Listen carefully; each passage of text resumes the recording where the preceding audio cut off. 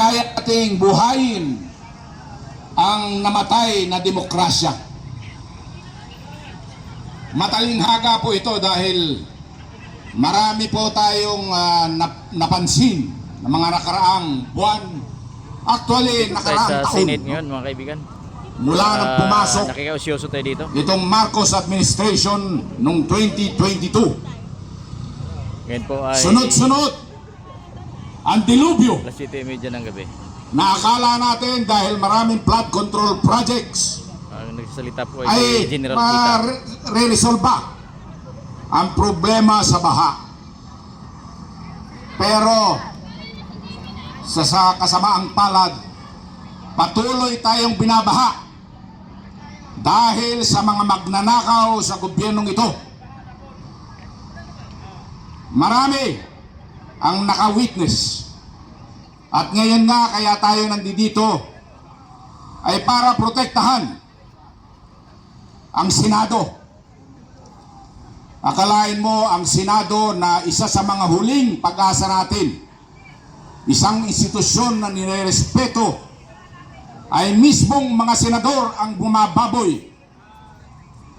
Saan ka nakakita na ang majority ay 12?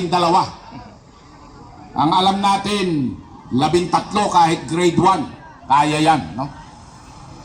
Pero sa kanila, dinidistort nila. Ang palusot nila, hindi. Dito po ito Dahil sa harap quorum ng lang naman ito. Kaya nga acting gate sa lapit dito sa Senate Senate. President daw. At binanggit pa nila Tayo doon. ang isang ehemplo. Ito yung Abilino case. Noong 1949 na hinatulan Saan tayo doon? ng Supreme Court.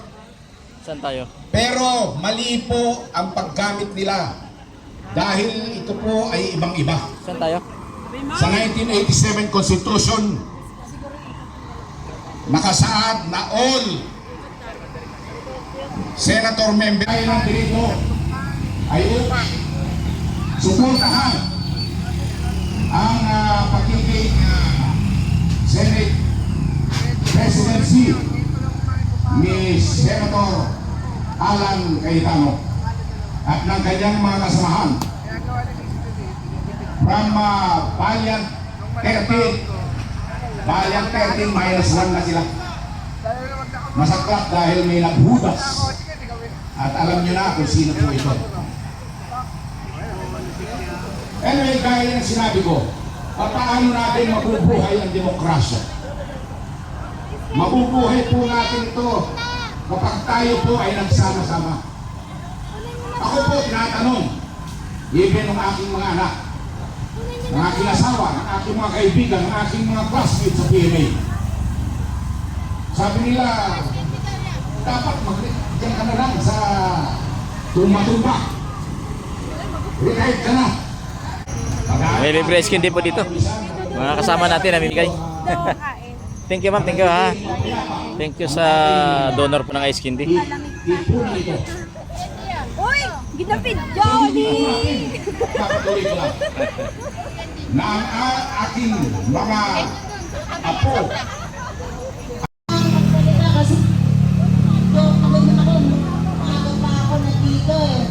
Dahil si Sir Oni, nagbigay siya ng order sa akin. Sabi niya, ate, maaga ka bukas ha. So kaya naging sobrang early as around past 4 o'clock in the morning na nagpa-alarm ako para eksaktong mga 8 or past 7 o'clock andito na ako. So, Assalamualaikum warahmatullahi ta'ala wa barakatuh. Tayo po ay magpapasalamat kay Allah dahil hindi po tayo inulan ngayong araw na to. Tayo po ay nagpapasalamat din sa lahat ng mga iba't ibang parallel groups na nandito. Meron din ang galing from Cebu ang pagsuporta sa atong Vice Presidente o kang Tatay Digong.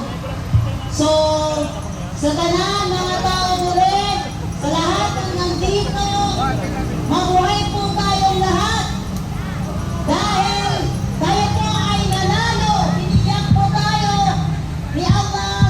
biyaya sa pamamagitan po ni Senator Alan Cayetano dahil yes, nabigyan po natin ng pagkakataon. Marcos Administration! Dito po yung mga pulis. Hindi na po sila umalis dito sa gate. Yan o, Dapat lumaban tayo abang po sila dyan sa gate ng Senate. Ayan po yung ng bawat Pilipino. Allahu Akbar! Ako po ay kanina, alhamdulillah, nasaksihan ko po yung pangyayari sa loob ng Senado. Bagamat ako ay medyo nalulungkot dahil ang isang senador na Muslim dito pala si Bato. ay si Senator Robin Padilla ay parang gustong pigilan ng isang DILG secretary na mukhang wala namang alam sa batas ng Pilipinas. Huwag po tayong papayag na pilit tayo. Puro kayo na lang yung happy. Puro na lang kayo yung kumakain ng masarap na ulam. Bigyan nyo naman ng karapatan ang bawat Pilipino. Ako po ay nandito para ipagtanggol ang karapatan natin mga bawat Pilipino. Mabuhay po tayong lahat. Sa mga senador, lalo na dyan sa magkapatid, tama na, hindi po talk show ang senador. Yang bahay ng mga gumagawa ng batas, hindi yan talk show. Agaya ng ginagawa nyo na kaya kayo sumikat ay dahil sa pag-vlog o Maraming May salamat kain po dito. May namimigay ng pagkain. Alawak po! Salamat, Saira. Malaking ambag ni Saira. Araw-araw nandito. Alas 5 pa ng madaling araw, nandito na to. Grabe. Ano naman tayong asahan?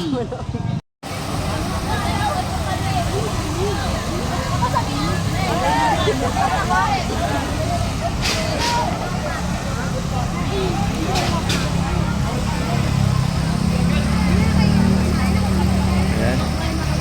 May pakain po dito mga kaibigan.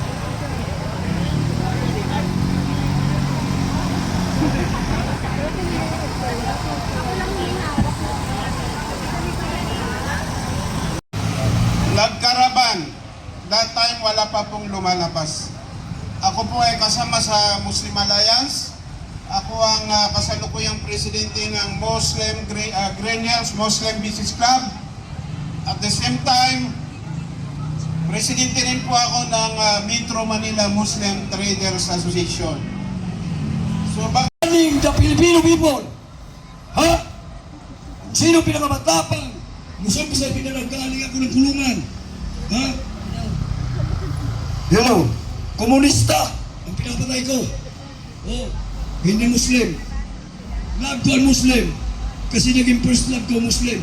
At may lahi din ako. 1975. Love. Kristiyano, nagkagasa ng... Oh, grabe yung pakibisog ka din. Mga PR na talaga pakibisog. Ha? Oh, ang susunod nating tatawagin ang galing sa Vanguard of Democracy, Inday Incorporated. Tawagin natin si Cecilio M. Dipas. Saan si Cecilio? Ha? Kapatid mo din? Ano nangyari sa kabaong natin? Baka na. O, ano, kapatid. Ito pala, kapatid niya, o. Dito daw sila nakakilala. O, barangon ninyo si Bongbong o si Iwan, pinsan ninyo. Okay, magsalita ka na.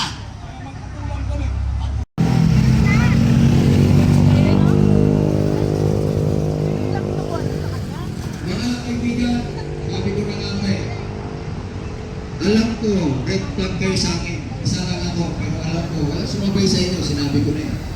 Presidente, walang silbi, hindi dapat manatili. Marcos, Rizal, Ayan, ito po yung Diwata Paris, oh, mga kaibigan. Dito po sa may Makapagal. Takbo tayo bigla sa harapan ng video ni Pedro. Ayan ah.